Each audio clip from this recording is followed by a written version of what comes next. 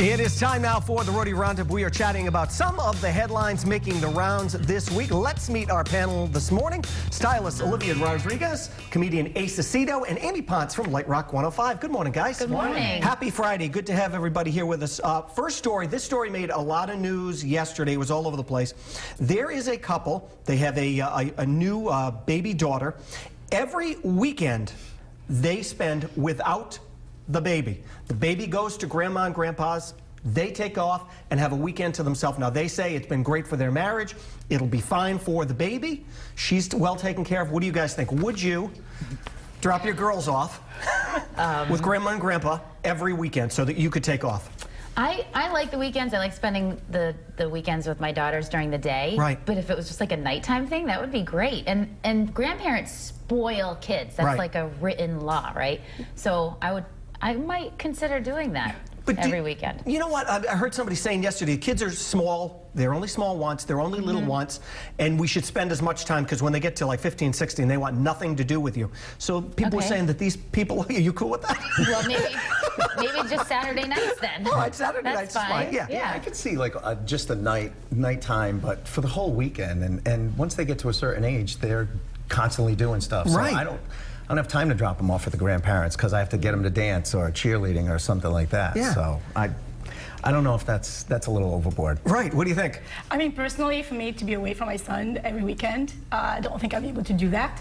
However, I feel like it's also, we can assume that she has a 9-to-5 job, Monday to Friday. She could be home with her, and that could work for them. Well, it could work for some people. Yeah. It could work for some people. You know what? It's tough. It's tough. Some people don't mind dropping their kids off, and these people spend, they said 52 weeks out of the year. They, like when the weekend comes, the baby is gone. You guys made me look really bad.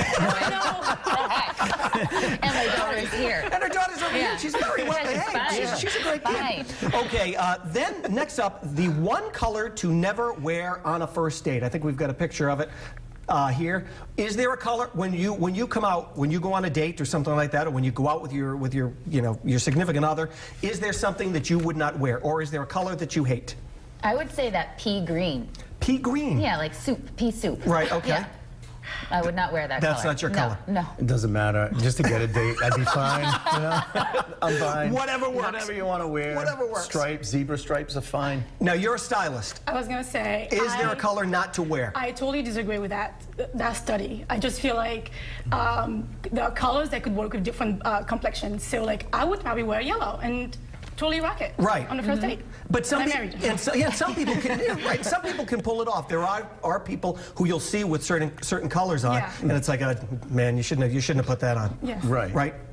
You're Some not going to people- get another date. No, you're not going to get. It's not going to be another date after that. All right. Next up, half of your friends that you think are your friends may not consider you their friends. So if you've got a bunch of people who you hang out with all the time, We've been friends for a while. are you sure? are we not? Evidently. Do you have a group of friends who you consider your friends who, in case of an emergency or God forbid something goes on, you know for certain that you could pick up the phone and call and they would be there? Absolutely. Isn't that the squad? Like your squad, I right? think so, Oh my yeah. God, I totally have about 4 girls that they're on call, basically. Right. Yeah. But then there's other friends who you call them your friends who may not be those dependable people. Absolutely. They'll be like, oh, I think I have to go get a Dunkin' Donuts or something. I'm busy. Right. Yeah.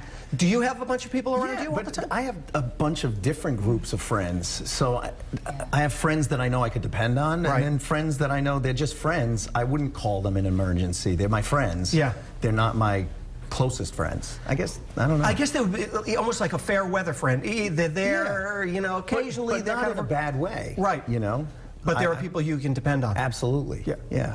I have a squad too. I have a village, and they come in different circumstances and situations, and Right. I'm happy with my small village. Yeah. And I think as you get older, there are probably friends who you've known since you were a kid, right? Who you can depend on. Yep. And then you have kids, and you kind of other friends come into the situation. Mom friends, yeah. And those are the people who you really can depend on for like kid needs, right? Yeah. Sometimes, yeah. Yeah. I hope. I think so. She kind of hesitated. But there really are. There's sometimes where you have, you've got people around you who, you may call them your friend, but they're not always the right ones. Right. Yeah. Well, good to have you guys here this morning. Thanks so much Thanks for for having being us. in here. And for more on the topics that we just covered, you can head on over to roadshow.com.